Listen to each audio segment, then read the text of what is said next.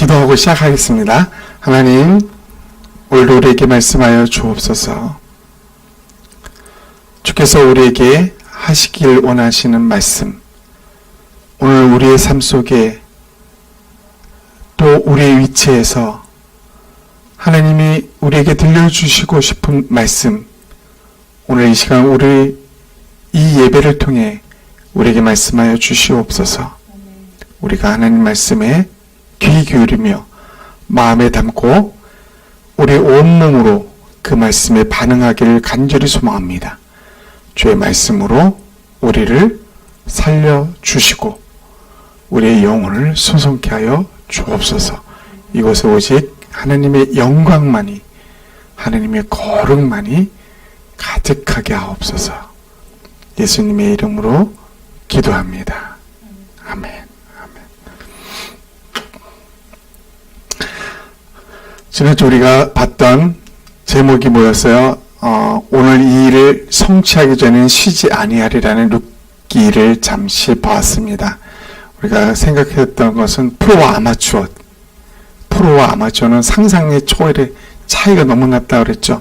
그래서 이 일을 성취하기 위해서는 우리는 반드시 아마추어를 안 써요. 프로를 쓰지. 그렇다면 우리 인생의 삶 속에 프로의 삶은 있을까? 그에 대해서 생각해 봤어요. 프로의 삶이 어떤 인생일까? 이런 것을 한번 살펴보면서 했습니다. 룻기서에는 어떤 말씀이 있었냐면 룻과 시어머니죠. 나오미 그리고 보아스와의 관계 속에서 이런 이야기들을 오갔습니다. 그리고 사람들은 지금도 성취, 뭔가 자기를 이루기 위해서 끊임없이 일을 한다고 그랬습니다. 그러나 지치고 힘들고 코로나19로 인해 더 어려워진 오늘날의 그런 사회, 경제, 가정의 모습을 보게 됩니다. 삶의 짐이 너무 무거워진 이 시대. 그래서 어떤 따뜻한 위로의 말이 필요한 그 시대가 아닌가 싶습니다. 이것을 위해서 우리 주님께서 무엇을 하셨습니까? 놀라운 말씀을 우리에게 주셨다는 것입니다. 수고하고 무거운 짐진 자들아 다 내게로 오라. 내가 너희를 쉬게 하리라. 이게 주님이 말씀하신 겁니다. 그러나 사람들은 여전히 수고하고 여전히 무거운 짐을 자기가 지고 무언가를 해보려고 발버둥치는 게 이 시대라고 그랬습니다. 그럼에도 불구하고 하나님은 우리는 때로는 자야 되고 쉬어야 돼요. 그러나 쉬지 않고 끊임없이 일하시는 분이 있다고 했습니다. 오늘 본문에서도 나와 있었죠. 룻은 아무 일도 하지 않았습니다. 그럼에도 불구하고 보아스는 룻에게 빈손으로 네 시어머니에게 가지 말라 라고 합니다. 빈손. 사람들이 일을 하면서 빈손으로 결과를 얻으면 어때요? 실망합니다. 내가 좀 더 잘했어야 되면서 자기를 자책하게 된다. 이런 거를 우린 지난주에 배웠습니다. 그러나 여러분, 도토리, 다람쥐가 도토리 나무의 열매들을 잔뜩 입에 넣어서 파묻죠. 그 파묻는 것의 95%를 발견하지 못한다 그래요. 그런데 열심히 그렇게 했는데 자기 먹을 거 저장해두고 95%는 빈손이에요. 빈손. 허탕이죠. 그러나 그게 허탕이고 빈손이 아니라 울창한 그 심어놓은 다람쥐가 심어놓은 그 도토리가 자라서 그 나무들이 씨앗이 자라서 울창한 숲을 이룬다고 했습니다.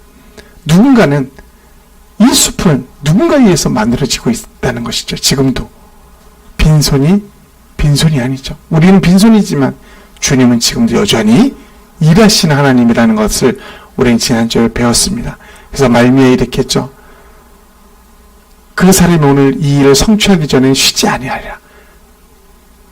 나오미, 여인, 며느리, 시어머니 나오미가 말합니다. 쉬지 않을 것이다. 이것은 오늘 무슨 말이에요? 우리 주 예수 그리스도 하나님을 빗대어 말하는 것입니다. 그분은 쉬지 않습니다. 그래서 우리와 함께하고 또 계획하시고 성취하시고 이루시는 하나님, 우리와 함께하면서 결코 쉬지 않으신 그분이 일하신다. 그분이 성취하신다라는 것입니다.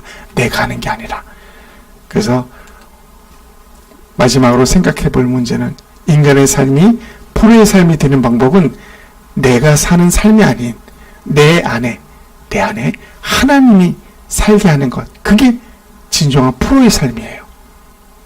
아마추어의 삶은 내가 사는 거고 내 안에 하나님이 살게 하는 것. 그분은 쉬지 않고 일하시는 그분이기 때문에 그분이 역사를 이룬다는 것. 지난주에 우리는 이 말씀을 살펴보았습니다. 오늘 말씀을 좀 살펴봅니다. 2015년에 청소년 초등, 중등, 고등 이 청소년들의 윤리의식을 살펴봤습니다. 조사에 11,000여 명의 조사를 했는데 이웃의 어려움과 상관없이 나만 잘 되면 된다. 나만 잘 살면 되지 뭐. 이런 의식이 초등학교 때는 그래도 친구를 생각하고 우정을 생각하고 이웃을 생각했는데 갈수록 어떻게 변해요? 점점 2015년이에요. 아마 2000년 지금 5년이 지난 지금 하면 50%도 넘어갔을 겁니다. 지금은 다 이기적이에요. 나만 잘 되면 돼. 제가 잘 되는 나만 잘 되면 되지. 더 놀라운 사실이 뭔지 아십니까? 만약 10억이 생긴다면 죄를 짓고 1년간 감옥에 가겠다. 이런 사람들이 어떻게 변했어요? 2012년도와 15년도의 차이를 보세요. 갈수록 늘어나요. 10억이 생기는데 1년간 죄 짓고 감옥에 갔다 오겠다. 지금은 이게 2015년인데 이게 몇 퍼센트가 됐을 것 같아요. 갈수록 사람들은 학생들의 생각 강팍해지고 있습니다. 더불어 참고서를 빌려주기 싫어서 친구에게 없다고 거짓말하는 거. 이거 갈수록 늘어나요. 갈수록. 거짓말이 내가 싫으면 싫은 거야. 남 생각할 여유, 남 생각할 생각이 점점 없어지는 거예요. 친구의 숙제를 뺏겨서 내도 괜찮다. 우리 초등학교 때 막 이런 거 많이 했잖아. 그럼에도 불구하고 초등학교는 15%였는데 고등학교는 71. 힘주고 너 이거 네 거 내놔 해서 뺏겨서 내고 이런 시대가 돼버리고 있다는 거죠. 숙제하면서 인터넷 찾았어. 그럼 그 내용 그대로 베껴서 낸다. 이렇게 점점 갈수록 높아지고 있는 모습입니다. 이 모습을 보면서 우리는 무엇을 볼 수 있습니까? 사람들이 조금씩 커갈수록 뭐가 생겨? 나만, 내 이익, 내 것, 내 소유, 이것만 좀 집착하는, 그것만을 더 중요시 여기는 갈수록 그런 모습을 보게 됩니다.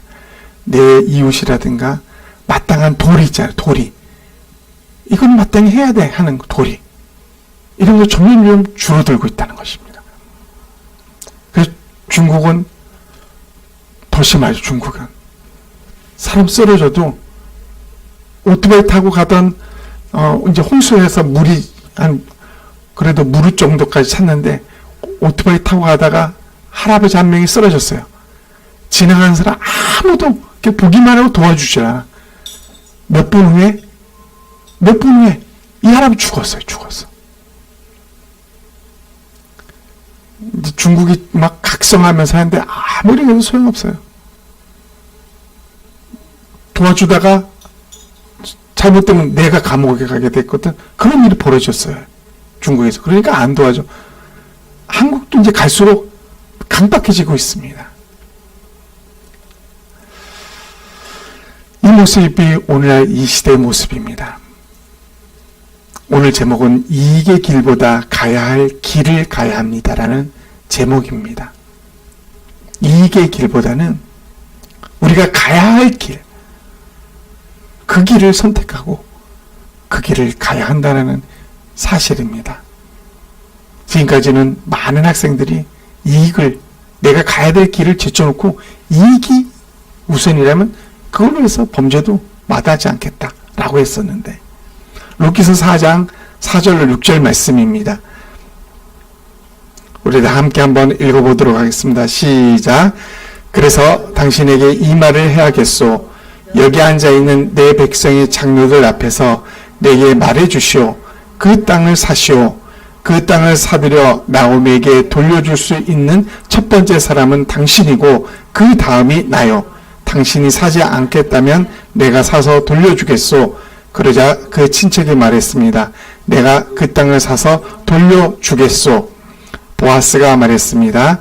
당신이 나오미의 땅을 사겠다면 죽은 사람의 아내인 모압 여자 룻을 아내로 맞아들여야 하오. 그렇게 해야 그 땅이 죽은 사람 집안의 땅으로 남게 되오. 그러자 그 친척이 대답했습니다. 그렇다면 그 땅을 사서 돌려줄 수 없소. 그렇게 했다가는 내 재산만 손해볼까 염려되오. 나는 그 땅을 사서 돌려주지 못하겠으니 당신이 그 일을 하도록 하시오. 이익의 길보다 가야 할 길을 가야 합니다. 이익의 길. 우리에게 이익이란 너무 소중합니다. 사람은 이익을 위해서 대부분 결정합니다. 손해되는 길을 결정할 사람은 아무도 없다는 것입니다. 기업, 이익을 낭비지 않은 기업은 기업이 아닙니다. 모든 세상이 이익을 향해 미친 듯이 달려가고 있다는 것입니다. 오늘 본문 내용이 무슨 내용이냐면, 나오미와 룻은 예루살렘 땅을 두고 이제 떠나서 다른 타지에 살다가 이제 돌아왔어요. 아무것도 없이 돌아왔는데, 어떤 일이 있으면 그 땅의 기업을 이제 나오미에 물려줄 사람이 없어요. 그럼 누군가 사야 돼. 그 1순위가 누구예요? 친척이야. 친척의 1순위, 2순위, 3순위가 있어. 이렇게 순위가 있습니다. 그래서 그 사주면서 그 돈으로 이제 가난한 나오미와 룻은 이제 조금씩 먹고 살겠죠. 그래서 그런 과정을 여러 어른들 앞에서 이걸 당신이 1순위로인데 당신이 이거를 책임지겠소? 했더니 그 1순위 된 사람이 내가 책임지겠고 내가 땅을 사서 돌려주겠다. 이런 말을 하는 거예요. 지금 이 4절에서는 내가 그 땅을 사서 돌려주겠어. 유대 전통에 따라서 그렇게 하면은 덕이 생기는 거죠. 저 사람 괜찮네. 그런데 5절에서 보아스라는 사람이, 2순위가 보아스예요. 사람이 그에게 분명히 말합니다. 그런데 당신이 나오미 땅을 사겠다고 하면 그것으로 끝나는 게 아니라 나오미의 며느리 룻이자 룻을 당신의 아내로 맞아들여야 됩니다. 그리고 아이를 낳아서 그 아이가 이 땅을 갖고 기업을 있게 해야 됩니다라는 것입니다. 아주 명확하게 얘기해 줬어요. 그랬더니 그 1순위 사람이 어떤 결정을 내면, 그럼 나 이 땅 안 사. 이래 된 거야. 그럼 나 이 땅 안 사. 당신이 사세요. 왜 안 산다 그랬어요? 왜? 여기가 엄청난 재산. 내 재산이 어떻게 되는 거예요? 재산은 다른 말로 보면 우리 개정개혁에 보면 기업으로 나와요. 기업. 유산입니다. 유산. 여러분, 이 재산이라는 것, 기업이라는 것, 유산이라는 것, 이 자체의 의미를, 정의를 잘 내려야 됩니다. 하나님은 이 땅의 주인이십니다. 이 땅을 주인이신 하나님께서 이 땅을 다스리고 이 땅의 청지기로서 사람들을 불러서 너 여기 관리해. 너 여기 다스려.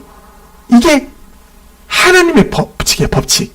이 대한민국이라는 땅을 한국인한테 처음에 너 여기를 다스려. 이게 하나님의 법칙이에요. 그러니까 결국은 이 땅을 다스리는 우리는 청지기지 실질적인 주인은 아니라는 것이죠. 우리 재산, 이거 재산의 실질적인 주인은 하나님이에요. 하나님. 우리는 뭐예요? 맡겨 맡겨진 자예요. 맡겨진 자.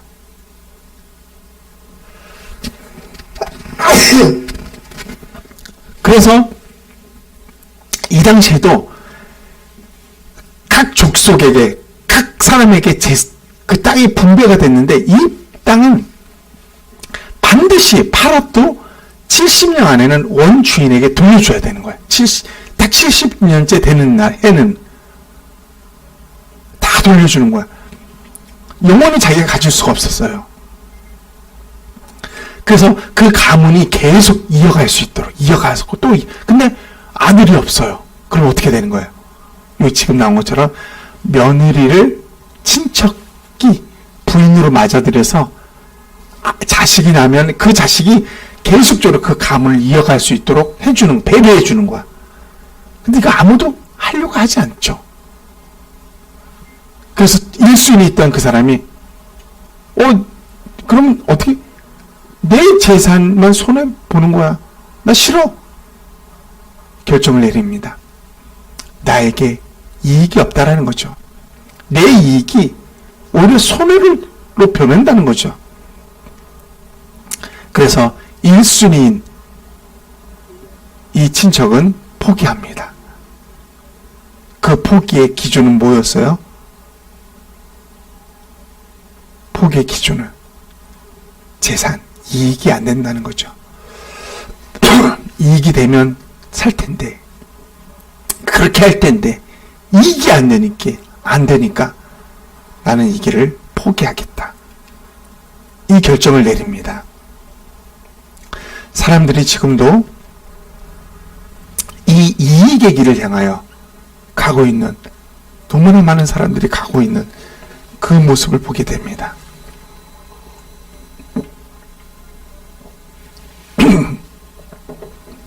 누가 가르쳐 주지도 않았는데 어린 아이들조차도 이 이익을 위해서 끊임없이 달려가고 있습니다. 이 이익의 길, 정말 우리가 가야 될 길입니까? 우리 인생에게는 길이 이렇게 나눠져 있습니다. 반드시 이 두 길 중에 한 길을 선택해야 됩니다. 이익을 위한 길. 나는 이 이익을 위해서 가겠어. 1년 죄를 범하더라도 10억이 생긴다면 난 이거 갈 거야. 또 한 길은 내가 가야 할 길이 있다는 것이죠. 친척과 1순위 친척과 보아스, 이들은 다 자기의 가야 할 길을 가게 되면 손해를 봅니다. 그럼에도 불구하고 이 길을 가야 되느냐 말아야 되느냐, 1순위 친척은 그 길을 포기했습니다. 이익을 택했다는 것이죠. 그리고 2순위였던 보아스는 내가 이 길을 가야겠습니다. 이 길이 가는 것이 마땅합니다 하고 선택을 합니다. 여러분,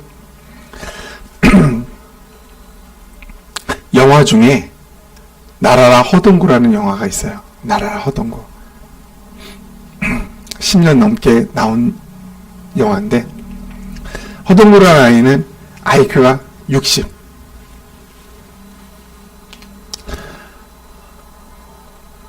정상적인 학교를 갈 수 없는 그런 머리 수준이었어요. 그러나 아버지는 보냅니다. 아버지의 소원은 어떻게 해서든지 이 학교를 졸업하는 것이었어요. 이 허동구가 학교 가면 애들이 좋아할 리가 없겠죠. 근데 허동구는 자기가 뭔가를 실수할 때마다 애들이 막 웃어요. 수업 시간에도 아무것도 보니까 막 실수해. 그러면 애들이 막 웃어. 근데 허동구가 학교에 가기에 가장 행복한, 학교를 늘 가고 싶어 해. 너무 좋아하니까. 근데 왜 가고 싶어 했는지 아세요? 아이들이 자기들이 웃는 것 때문에. 아이들이 자기를 비웃어도 아이들이 자기 때문에 웃는 것 자체만으로 허동구는 기뻐하는 거야. 애들이 나 때문에 웃네.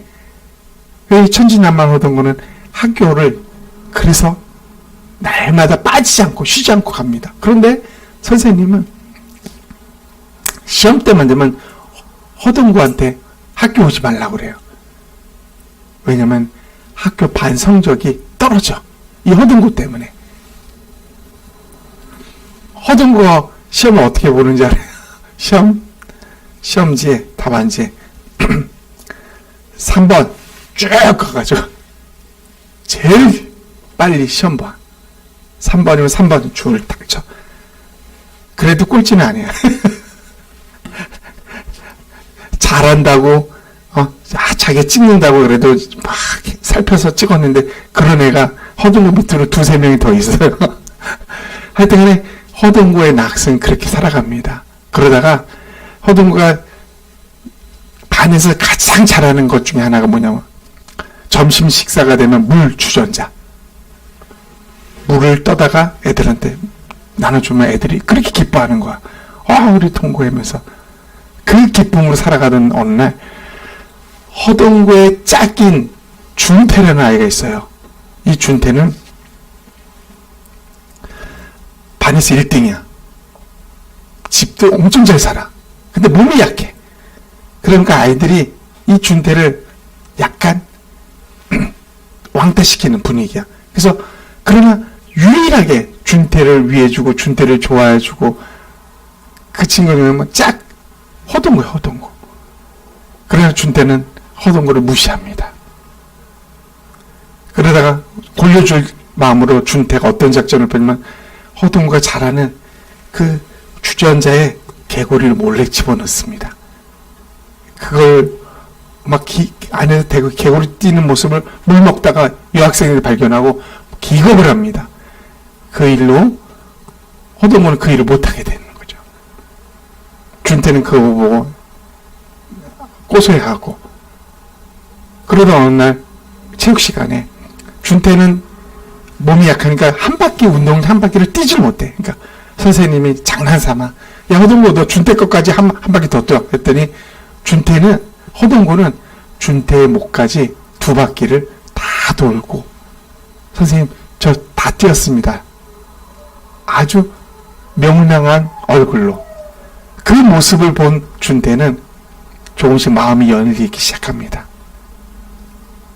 그리고 허동구가 이제 자기가 기뻐하는 주전자 물 뜨는 걸 못하게 됐는데, 때마침 뭘 발견했냐면 야구팀이 있는데 야구팀에 사람이 모자라요.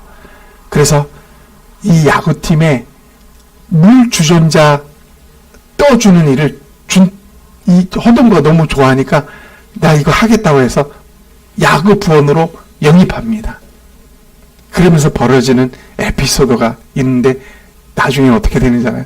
이 야구팀이 허동구, 아무것도 룰도 모르는 얘한테 짝꿍 그 준태가 룰을 가르쳐줍니다. 정말 노력하고 그래서 다 가르쳐주면 이 동구 때문에 나중에는 우승을 하게 되는 일이 벌어집니다. 이 영화를 통해서 우리가 알 수 있는 것은 이 허동구는 자기의 이익을 위해서 가야 될 길을 알지 못하는 아이입니다. 많은 사람들은 자기의 이익을 위해서 그 길을 선택하지만 동구에게 길은 한 길밖에 없어요. 자기가 가야 할 길. 그것 외에는 갈 길이 없는 거야. 그 길을 가니까 친구들이 무시하고 그렇지만 오히려 허동구는 그들이 그런 웃음, 나 때문에 웃어주는 그 친구들이 기쁘고 좋은 거야. 내가 할 수 있는 일이 있다는 것.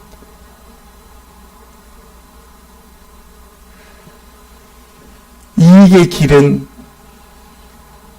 가고 싶어도 못 가지만 허동구는 자신이 가야 될 길만 가야 하는 허동구지만 그는 가장 행복한, 이 세상에 어쩌다 보면 어찌 보면 이 세상에서 가장 행복한 그런 삶을, 그런 길을 가고 있는 허둥구의 모습을 보게 되는 것입니다. 여러분, 오늘 본문에서 1순위 친척자는 자기 이익을 위해서 과감하게 자기가 해야 될 일을 포기합니다. 나 이거 안 해. 그러나 2순위 보아스는 자기에게 분명히 손해가 됨에도 불구하고 자기가 가야 할 길을, 해야 할 일을 선택합니다. 1순위가 나 이거 손해되니까 나 이거 난 포기하겠어. 그러면서 말합니다. 당신이 이 일을 하시오. 당신이 그 일을 하시오. 누구에게? 보아스에게. 당신이 그 일을 하도록 하시오. 보아스는 그 일을 기쁨으로 합니다. 기쁨으로. 그리고 그 결과가 어땠습니까? 그 기쁨으로 손해되지만, 이익은 되지 않지만 기쁨을 했던, 내가 해야 될 일이기 때문에 했던 그 길, 선택했던 보아스는 어떤 일이 벌어집니까? 자손 보아스와 룻이 결혼해서 낳은 오벳의 아들이 누구예요? 이세의 아들이 다윗. 놀라운 일들이 벌어지는 거예요. 그 후로 예수 그리스도가 태어나지 않습니까? 만약 이익의 길을 선택했다면 이런 축복을 누리지 못했죠. 그러나 가야 할 길을, 해야 할 일을 선택했기에 이런 놀라운 축복을 받게 됩니다. 그리스도인은 이익의 길과 가야 할 길이 분명히 정해져 있습니다. 많은 사람들은 10억을 얻기 위해서 1년간 죄를 짓고 1년간 감옥에 있는 것을 즐겨할지라도 그리스도인에게는 이익이 아닌 가야 할 길이, 분명한 길이 주어져 있습니다. 그게 그리스도인이에요. 예수 그리스도께서 가신 그 길, 그분이 우리를 향해 나를 따라오너라. 그 길은 어쩌면 손해되는 길일 수도 있어요. 어쩌면 이익이 하나도 없을 수도 있어요. 당장 우리 눈에 보기에는. 그러나 그 길로 가면은 우리 놀라운 일들이 우리를 기다리고 있다는 것입니다. 그래서 그 길을 좀 더 고상하고 좀 더 어려운 듯한 말로 표현하자면 마태복음 16장 24절이 이렇게 말합니다. 우리 다 함께 마태복음 16장 24절을 읽어보도록 하겠습니다. 시작. 이에 예수께서 제자들에게 이르시되 누구든지 나를 따라오려거든 자기를 부인하고 자기 십자가를 지고 나를 따를 것이니라. 가야 될 길, 그 길은 부인하는 거예요. 나를. 내 자존심 내려놓는 길. 나를 부정하면서, 나를 부인하면서 오직 예수님만을 높이면서 가는 길이야. 쉬울 것 같으면서도 너무나 어려운 길입니다. 그럼에도 불구하고 그 가야 하는 그 길이 우리의 길이기 때문에 가야 하는 것입니다. 허둥고 그 길밖에 없었어요. 그 눈에는 가야 할 길은 그 한 길밖에 없었어요. 다른 사람의 비웃음이 오히려 통구에게는 나 때문에 저 아이들이 웃을 수 있다니 나 기뻐. 우리가 가야 될 이 십자가의 길을, 나를 부인하는 거, 부정하는 길, 내 자존심을 꾸겨야 되는 상황이 벌어집니다. 싫어. 그런데 꾸기니까 그게 나한테 기쁨으로 다가옵니다. 내 자존이 땅에 팽개쳤더니 많이 아픈데 심하게 아픈데 그럼에도 불구하고 놀라운 평안이 우리 안에 자리를 갖게 됩니다. 왜요? 예수 그리스도께서 그 길을 우리를 위해서 기꺼이 가 주셨기 때문에 그냥 우리는 따라만 가는 거야. 새로운 길을 개척하는 것도 아닙니다. 따라만 가는 거. 가야 할 그 길. 이익을 위한 길이 아니라 우리가 가야 할 그 길. 예수 그리스도의 그 길. 십자가의 길. 나를 부인하는 길. 이 길을 우리가 오직 이 길밖에 없어 라고 허든 것처럼 그 길만을 갈 수 있는 우리 모두가 되었으면 합니다.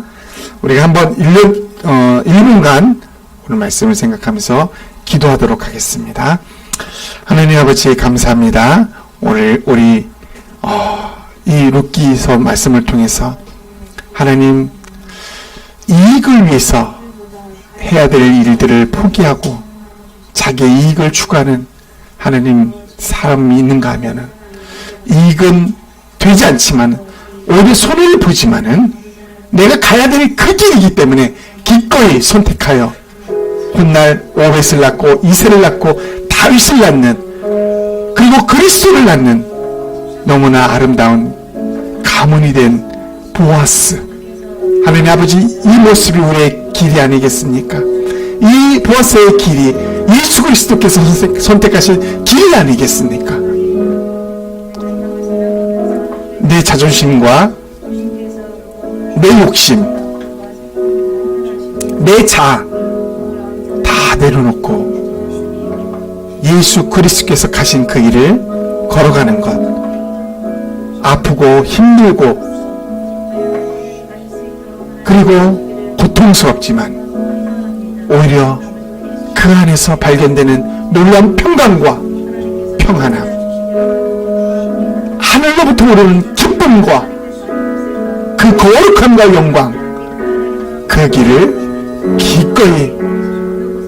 기꺼이 갈 수 있는 우리가 되게 도와주시옵소서. 그 길을 기꺼이 갈 수 있는 우리 예수나무 교회 모든 성도들이 되게 도와주시옵소서. 영광이 하나님께 있습니다. 예수님의 이름으로 기도합니다. 아멘, 아멘. 아멘, 아멘. 지금은 우리 주 예수 그리스도의 은혜와 하나님의 크신 사랑과 성령님의 교제 교통하심이 보아스처럼 이익이 아닌 가야 할 그 길을, 내게 주어진 그 길을 가겠노라고 굳게 마음으로 다짐하며 십자가의 길, 예수님이 가셨던 그 길, 자기를 부인하며 가야 될 그 길, 기꺼이 감당하며 가길 원하는 이 백성들 머리 위에 지금부터 영원토록 함께 있을지어다. 아멘. 아멘.